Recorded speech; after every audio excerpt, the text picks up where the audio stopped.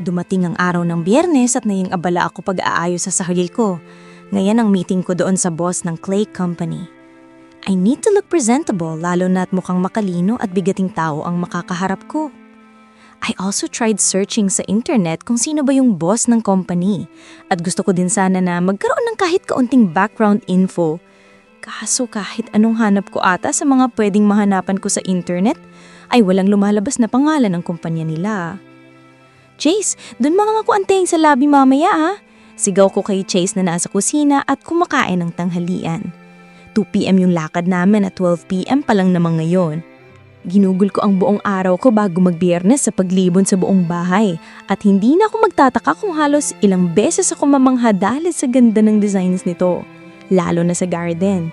Hindi ko tuloy maiwasang alalahanan ang garden sa kumpanya.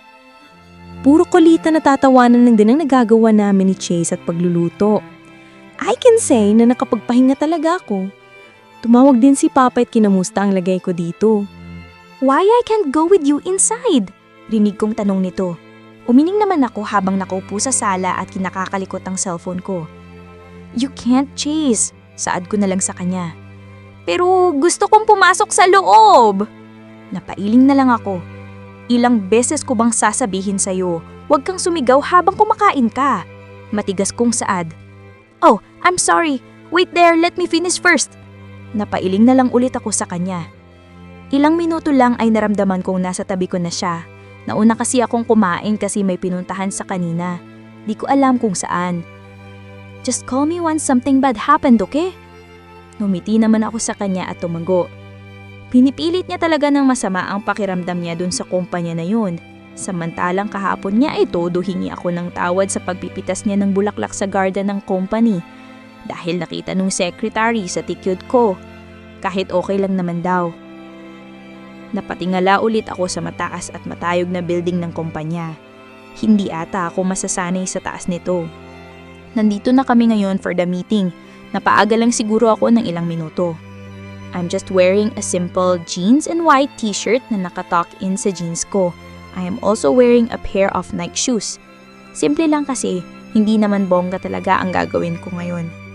Excited pa nga ako eh. Medyo. Are you really sure na hindi mo ko isasama? Bahagya naman akong napatawa kay Chase dahil kanina niya pa iyang tinatanong. Yup, doon ka lang sa lobby. Just wait for me. Wala naman siyang nagawa kundi tumango na lang. Nakakap ulit ako para hindi ako makilala. Chase is wearing his normal outfit, maong pants and v-neck shirt na black. He looks handsome and hot on that. Nung makita ko ang secretary sa lobby, ay agad ko itong kinawayan kaya napunta sa amin ang tingin niya. Mabilis naman itong lumapit sa pwesto ko. May ibang employees na nakatingin sa akin pero umaalis din naman.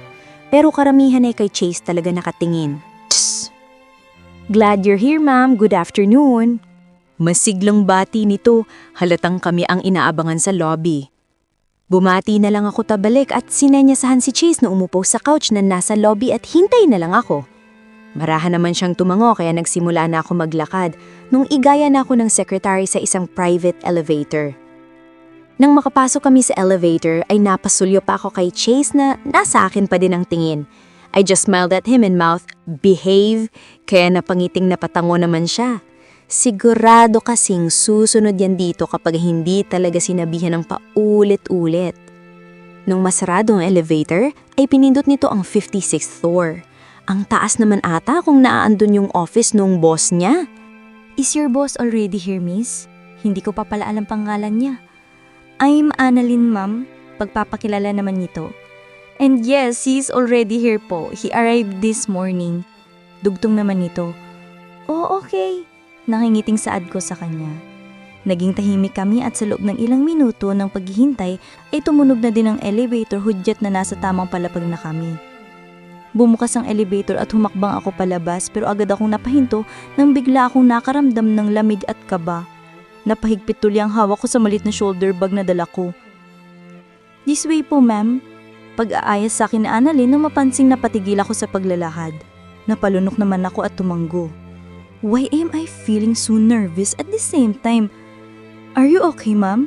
Balisa ko napatanong kay Annalyn. Ngumiti naman siya at tila napansin niya na tensyonado ako. Don't worry ma'am, he don't bite, saad niya at may hinang tumawa. Di ko man lumagawang matawa sa pabirong saad niya. Inayos ko sa sarili ko I made ko compose myself dahil nakakahiya sa bus nila. Sa mahabang hallway sa pinakadulo ay may nag-iisang room doon, base na din sa pintuan na nakita ko. Doon niya ako pinasunod at nang nasa tapat na kami ng pinto ay naramdaman ko na naman ng tila panlamig ni sistema ko. Bago kami pumasok ay kumatok muna siya. Talaga bang hindi nangangagat yung boss nila? Kinalapit ko si Annalyn na halatang nagulat pero nakangiti naman siyang humarap sa akin. Babae ba yung boss nyo? Pantisa lang ko kung tanong na ikinaawa ng bibig niya at sunod-sunod siyang umiling. Magsasalita na sana siya nang makarinig kami ng isang buo at baritonong boses at sobrang pamilyar ng boses na yan sa akin. Come in. Napalunok ako. Why does his voice is so familiar? Pasok na po, ma'am. Nabuksan niya na pala ang pinto, nakakahanga ma. Annalyn was smiling and it's creeping me out. Tuluyan na akong humakbang papasok. Nilingon ko pa si Annalyn kung papasok din ba siya. Pero nang mamadali na siyang umalis. Napailing na lang ako. Bakit ako nakakaramdam ng ganito? At the same time naman, sanay na ako sa ganitong pangyayari. Bago ako mag-endorse ng product ng isang company, ay kailangan ko munang makausap yung boss. At madalas, dun ko na mismo sa meeting unang makikita ang boss nila. Napailing ulit ako dahil naaalala ko yung isang boss ng company sa Spain na nagkagusto sa akin. Humarap na ako pero hindi ko maiiwasang iikot ang mata ko sa loob ng opisina niya. Black and white ang team nito.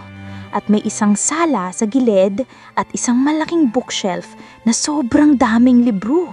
Organized, black and white din yung pattern ng sahig. Malamig din sa loob na hindi nakakatulong sa sistema ko. Hanggang sa dumako ang mga mata ko sa pinakakitnang table ng si Reed. Malaki yun at may nakalagay na mga papeles. Sa unahan nito ay may isang swivel chair na nakatalikod sa akin habang may nakaupo ditong isang lalaking nakatalikod. Bahagya kong pinilig ang ulo ko dahil prente itong nakaupo at nakatalikod sa gawi ko. Nakatingin siya sa open window dito sa office niya kung saan kitang-kita ang buong lugar. Parang pamilyar din sa akin ang body build niya. Akala ko naman babae o bakla siya dahil bulaklak ang negosyo niya. Tumikim ako para agawin ang atensyon niya at doon niya unti-unting inikot ang upuan niya paharap sa mesa niya at sa akin. Kapit-kapit ang maliit na bag na dala ko, unang dumako ang mga mata ko sa kalahati ng katawan niya na hindi natatabunan ng mesa. Dumako ang mga mata ko sa itim na polo shirt na suot niya. Tumaas ang tingin ko hanggang sa dibdib niyang nakabukas ang 3 butones ng polo niya. Kaya bahagya kong nakitang usang rose silver necklace na nakalawit sa liig niya na mas lalong nagpapatingkad sa magandang niyang dibdib.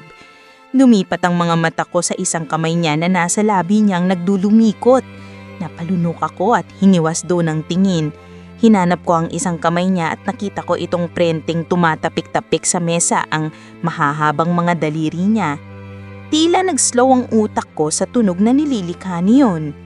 Napabalik lang ako sa wisyo nang bigla siyang tumikim.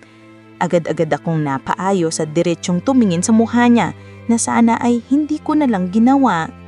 Biglang ngumiti nang nakakaloko ang mga labi niya. Hi, nice meeting you again. Tuluyan akong nanghina nang marinig siyang malumanay na magsalita at may bahid ng lungkot at pangungulila.